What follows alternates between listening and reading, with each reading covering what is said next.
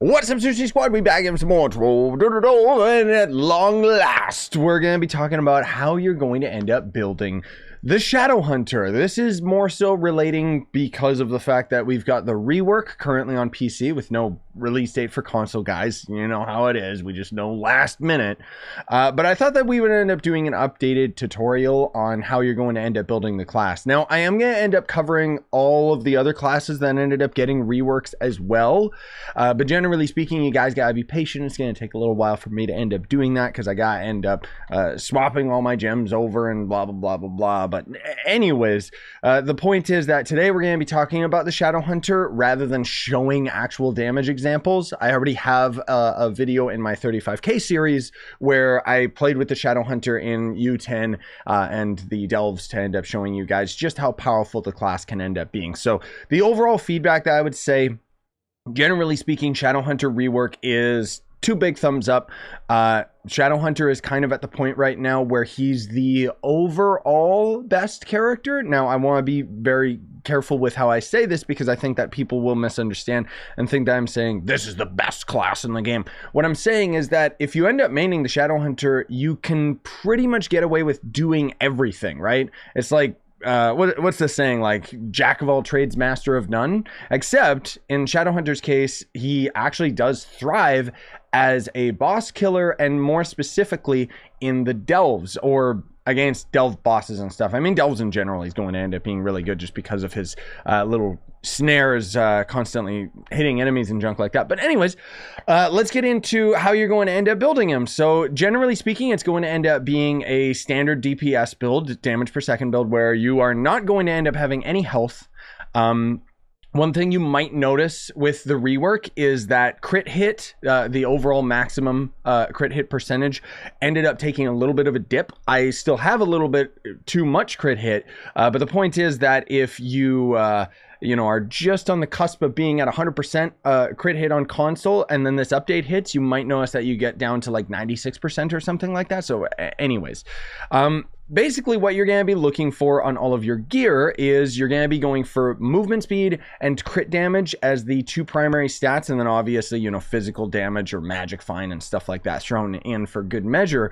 Attack speed can only affect the Shadow Hunter's ultimate ability. So one of the things that you might notice with the class is that Shadow Hunter is actually a lot better without his class gem now. And I'm not saying he's better without his class gem than with his class gem. I'm just saying that if you don't have your class gem yet, your Shadow Hunter should still be pretty powerful and pretty manageable. But obviously, you still want to end up having the class gem, as we'll end up talking about momentarily. But generally speaking, your ultimate ability will be affected by attack speed. So, and your class gem isn't. So I would recommend that you could have attack speed, movement speed on your gear until you get the class gem on the Shadow Hunter. And then you can just swap that attack speed off, which means that the ideal situation, for me anyways, is to have movement speed second stat. Most of all, just because we're trying to end up making this character a speed farmer. Now, if you want the most optimal damage, you might go for attack speed crit damage, just because then you could end up attacking a lot faster with your ultimate ability and thus dealing more damage, which it isn't as big a deal as you would think. But we'll end up talking about specifics of how you end up just using the class in general a little bit later. So for the ring, I actually don't have a good crystal ring on my Shadow Hunter. You're going to want the one that has the, what's the effect? It's like a Seeker effect. It's one of the new hidden abilities that they ended up adding with this update. I forget what it's called, but I know it's something to do with the Seeker. Just basically know that the Unholy Heal and Sneaky Traps are pretty useless. The one that we are looking for is the third ability that I don't have, which basically makes it so that when you're using your ultimate ability, you'll just have random shadow seekers shooting out of your character, and thus it just means your overall damage ends up getting increased. Not by much, but it's definitely enough that you want to end up getting that polished ring effect over the others, because the others don't really, I don't know, they don't do much. I'd recommend using the animated jug if you're doing speed farming. But just because, you know, it's going to end up giving you that movement speed buff, it also does have the health steal, so it gives you a little bit of survivability. But then otherwise, you would be using jingles, primarily if you're in like delves or fighting Leviathans and stuff, just because it's going to end up having the increased cooldown, or decreased cooldown. Sorry, the way that they word it is just so weird in this game, but your cooldown recovery speed is better. Right? So 25% of your ult just doesn't end up, yeah, you guys know what I mean. So I'm just saying you could end up swapping between the two. There's other allies that you can end up using in there, but generally the rule of thumb is you're going to be using these two. This guy's got his perma-torch. I wish I had mine. For a banner or a torch, you know, generally speaking, a permanent torch from Leviathans is always going to end up being the best.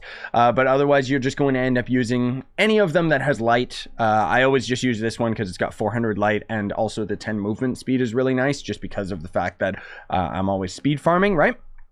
You could use, I mean, I was gonna say you could use food, but honestly, who cares?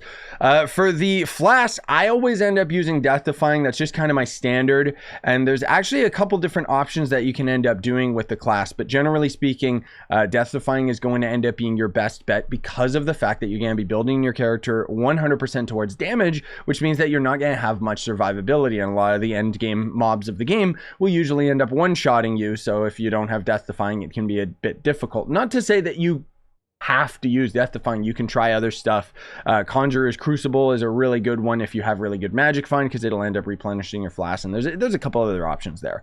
Martial Emblem is kind of a must, but also so is Chromatic Emblem, because you want to end up having that cooldown reduction.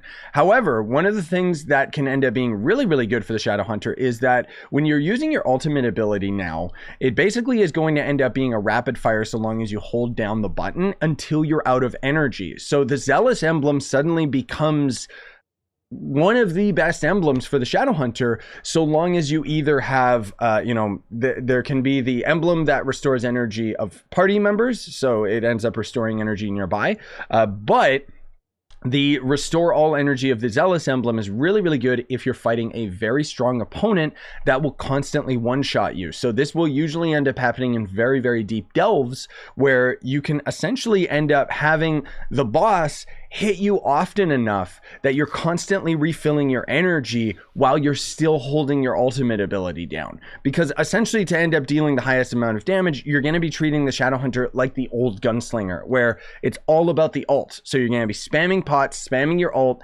go and recharge your pots, and then spam your ult again kind of thing, right? But it's kind of one of those situations where it's like a pick your poison, go for what you want. Generally speaking, when I'm speed farming, I just go for trailblazing. You don't necessarily need to end up using martial, so you could end up swapping that out for a mix of chromatic. I mean, it depends. Obviously, if you're on the lower spectrum with your stats, you would be using Sure Strike and martial to compensate for your lack of damage, which, you know, as you end up getting closer and closer to the end game, then you can start to truly experiment, right? And then there's going to end up being the subclass ability. Now, I always just by default use the Knight subclass, most of all just because it ends up giving the extra flask capacity, and if I need to end up getting on my mount, I'll end up having a decent amount of mount speed. But because the ultimate ability of the Shadowhunter is affected by attack speed, it means that you could use Candy Barb or even use Lunacy mode. I would actually say that the Lunar Lancer is probably the best subclass for the Shadowhunter, just because it's going to give you that extra physical damage. And when you end up triggering Lunacy mode, not only do you end up getting the attack speed, but you'll also end up getting just a lot more damage in general. So you can kind of just experiment and use whichever one you feel like using. But generally speaking, that would probably end up being the best, despite the fact that I'm not really using it that much, but that's because I primarily speed farm with this class. So now moving on to the gems. And just before we go into the gems, I would say to take a look at your stats. You always want to end up having 100% crit rate. Your crit damage, anything over 1,000 is going to end up being decent, so long as you have at the very least 80,000 towards your base physical damage. So anything higher than that, you know, you guys end up trying to find a nice balance between both the physical damage that you have and the crit damage, because the way that the multiplier works is up to a certain point, it just doesn't end up being as effective. So you don't want to have like 1,000,000 physical damage or something like that. But that said, the end game doesn't really matter too much. Lots of people usually will end up trying to argue that about like, oh, the meta numbers and all that stuff. But generally speaking, the difference between me and somebody who has slightly higher coefficiency is only like a few thousand damage numbers. It really doesn't make as much of a difference as you would think. And as you guys have plainly seen when I'm doing streams and stuff, we can just destroy pretty much anything in the game. But anyways, the way that I end up going about my gems. So first of all, we're going to talk about the cosmic gems. Cosmic gems, you're going to want to end up having all 3 pearls into light no matter what, which is very difficult to do early on. But as you get further and further in the game, it could end up being a little bit easier. Generally speaking, though, it is quite difficult. You can always end up using Vampirium or Berserk for the Empower gem. The Berserk gem obviously is going to end up being better for boss killing and delves and stuff because essentially it's going to end up giving you more light value. But I like using Vampiric just because it pretty much makes my Shadowhunter invincible because it does have life leech when you hit enemies, which is really, really good on the Shadowhunter because he's got that constant stream of arrows, right? But it also ends up giving you a little bit of, you know, increased movement speed and stuff. You can use either or is my point. But if you're looking for complete optimal damage, you wouldn't be using Vampirium. And then the lesser gems are going to end up being pretty much the exact same thing where you want all 3 pearls into light. And then the extra stats are not going to be crit hit like that. Huh. Well, I guess in this case it's okay just because of the way that I have my stats set up, right? Oh no, I could actually swap that off. Okay. So anyways, depending on what your stats are, you want to get as close to your 100% crit hit as possible. But then otherwise, yeah, I would actually use this as cool.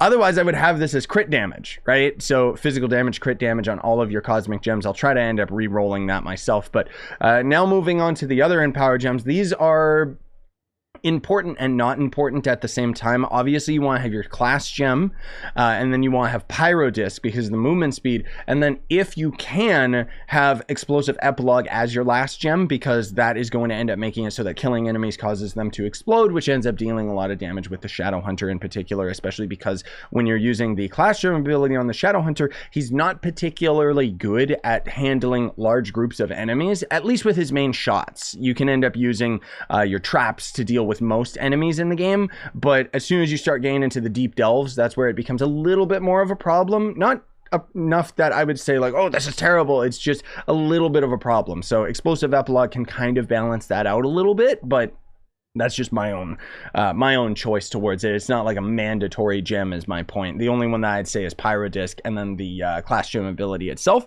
The stats that you're going to end up getting on your other Empower gems are basically going to end up being 2 pearls physical, 1 pearl crit damage, and then the last stat is going to end up being crit hit. And then for your lesser gems, you're going to end up kind of doing a mix mash of the exact same thing. So you can either have, like in this case, I have 3 pearls into crit damage.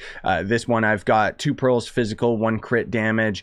This one I've got 3 pearls physical damage. It doesn't really matter that much so long as you have kind of a even ratio between them. So what I usually do as a rule of thumb is I have a 3 versus 3. So I have 3 of my you know, lesser gems usually end up having 2 pearls crit damage, 1 pearl physical, and then the other 3 usually end up being the opposite, where they have 2 pearls physical, 1 pearl crit damage. But as you can see, I've got like quite a weird mix mash of, you know, a different amount of pearls here and there.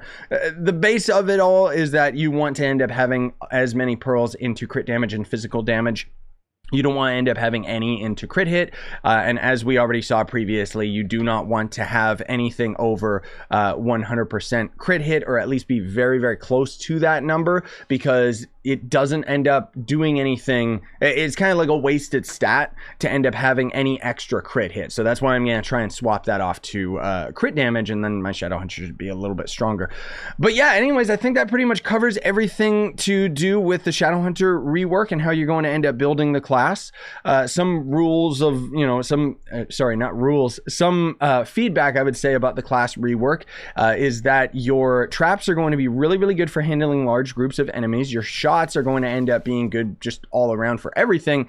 You don't really end up using the Shadow Seekers so much unless you're fighting really tough delve enemies, more particularly, because there's not many enemies in the game that can end up tanking a lot of hits from the Shadow Hunter. But essentially what you want to do is get them shadow marked with your trap, and then as you tag the enemy, you'll end up slowly generating your Shadow Seekers, and then you just try to do a right click while you're in the middle of shooting your stream of arrows, which is kind of nice that you can end up just keeping your stream right clicking to shoot the Seekers, but generally speaking, they're very inconsistent. And then I think I already went into enough detail about the ultimate ability and how that works.